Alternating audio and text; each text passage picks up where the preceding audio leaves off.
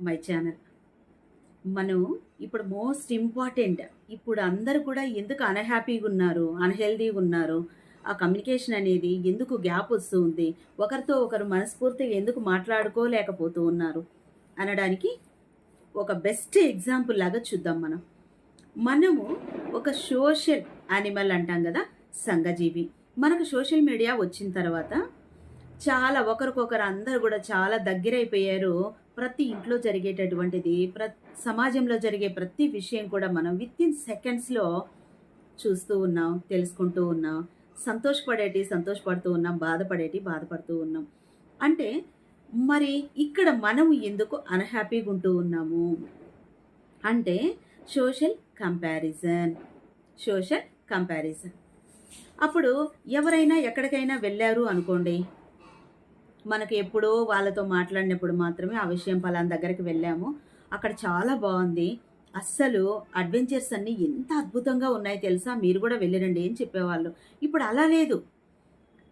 Within మినిట్స్లో బయట అడుగు పెట్టారా, మేము పలానా దగ్గర ఉన్నాం, పలానా పని చేసాం, పలాంది తిన్నాము, పలాంది కట్టుకున్నాము, పలానా వాళ్ళతో మాట్లాడాము అని ప్రతి ఒక్కటి సోషల్ మీడియాలోకి వచ్చేస్తూ ఉన్నాయి. చూసేటటువంటి వాళ్ళు, అబ్బా వీళ్ళు ఎంత లైఫ్ ఎంజాయ్ చేస్తూ ఉన్నారు కదా, మనం ఏది చేయట్లేదు, ఇలాగే అయిపోతూ ఉంది అని మనం ఎంత హ్యాపీగా ఉన్నా దాన్ని మాత్రం మనం పట్టించుకోకుండా పక్కన వాళ్ళ ఫోటోలు, వాళ్ళ వీడియోస్ చూసి మనం మోసపోతూ ఉన్నాం. కానీ ఇక్కడ ఒక మోస్ట్ ఇంపార్టెంట్ పాయింట్ గుర్తుపెట్టుకోవాలి మనం.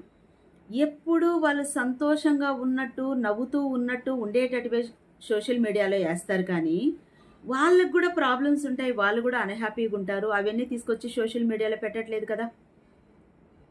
అంటే వాళ్ళతో మనం కూర్చొని మాట్లాడినప్పుడు ఏంటి వాళ్ళ సిచ్యువేషన్ అనేది మనకు అర్థమవుతుంది.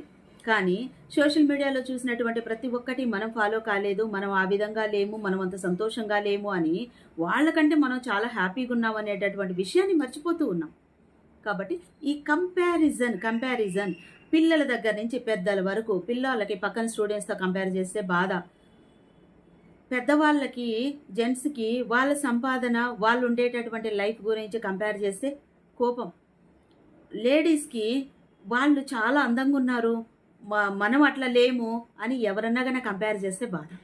మరి ఈ కంపారిజన్ లేకుండా మనం ఎలా ఉన్నాం, ఎలా ఉంటే బాగుంటుంది, ఎలా ఉండబోతూ ఉన్నాం, మన ఆలోచన విధానం, ఈరోజు మనం చేసేటటువంటి ఆలోచనే రేపటి మన భవిష్యత్తు అని ముందు వీడియోలో తెలుసుకున్నాం కదా. ఒక్కసారి ఈ సోషల్ కంపారిజన్ అనేటటువంటిది పక్కన పెట్టేస్తే ఎవరి లైఫ్లో వాళ్ళు చాలా హ్యాపీగా ఉన్నారు. కాబట్టి కంపారిజన్ అనేది మర్చిపోండి. మనం చూసేటటువంటి అన్నీ కూడా దూరపు కొండలు